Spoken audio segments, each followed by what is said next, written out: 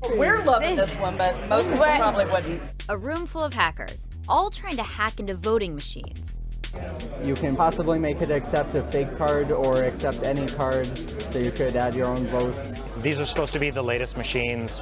They're still used in elections, and they're running ancient software. I think that, like, if somebody wanted to, it would be pretty easy to fake an election. Less than a couple hours with access, and they're already figuring out ways to break in and play pranks.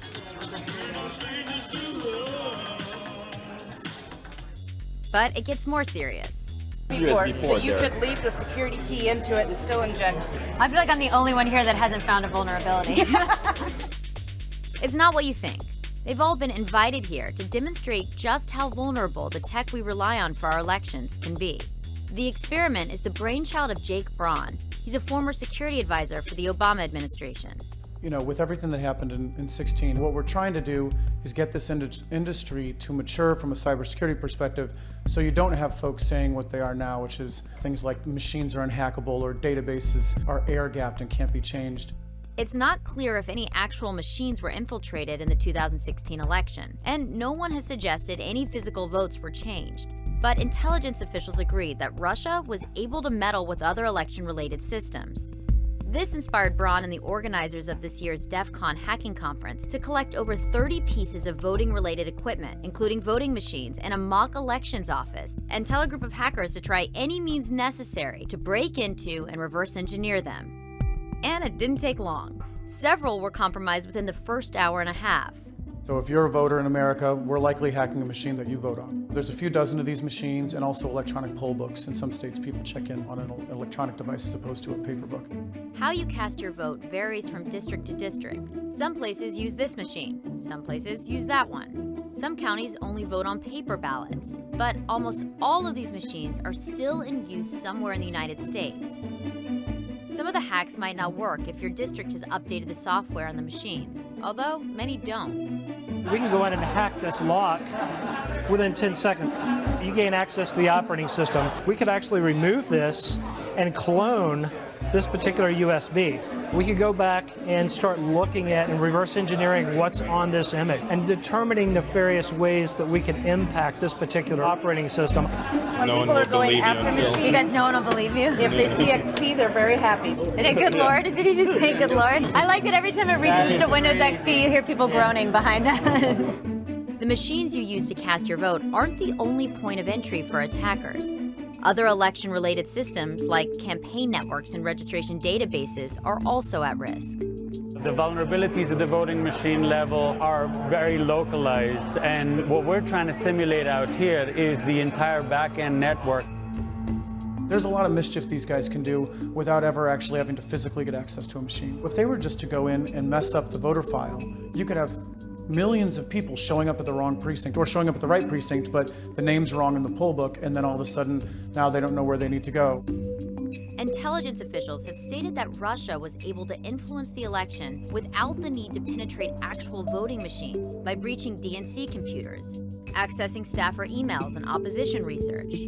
The Department of Homeland Security also found that they targeted election-related systems in as many as 21 states.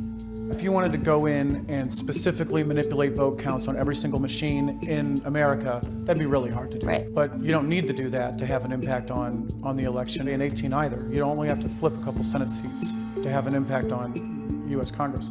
If it can be done, there's a chance it's already being done.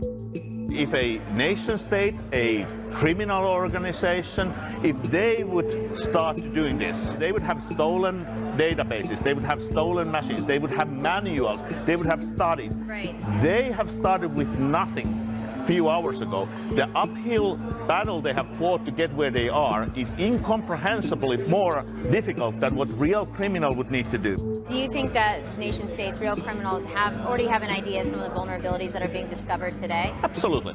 It's all documented. It's in public documents. Right. It's not hiding anywhere. You can go actually to Secretary of State websites and download and learn hundreds and hundreds of vulnerabilities.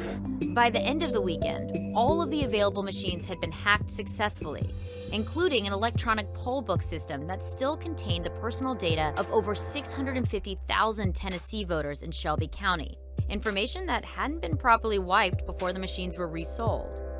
The county's administrator of elections told CNN Tech that they are looking into the incident, and that as far as they're aware, the information exposed on the poll book is already publicly available through a request to the Board of Elections.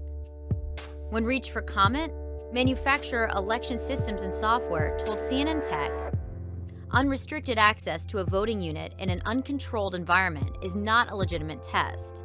We've extended an invitation to the organizers of DEF CON, inviting them to visit our home office, meet our developers, and engage in a collaborative discussion regarding voting system security. To date, we have not received a response. Dominion Voting Systems did not respond to our request for comment. The plan is to eventually present the event's findings to Congress. What the election industry needs to do is start working together with our national security agencies to share threat information, understand when the bad guys get in, and then get them out when they do. If we don't get our act together quickly, this could be one of the biggest threats to American democracy in our history. Do you believe that right now we are in a position where the 2020 election will be hacked? Oh, without question. I mean, the 2020 election will be hacked no matter what we do, even if we're as more successful than I even think we could be in securing our elections. The question is, will we be able to identify the attacks before they can have an impact on the election through things like audits of vote counts? And can we get the bad guys out before they can do something bad?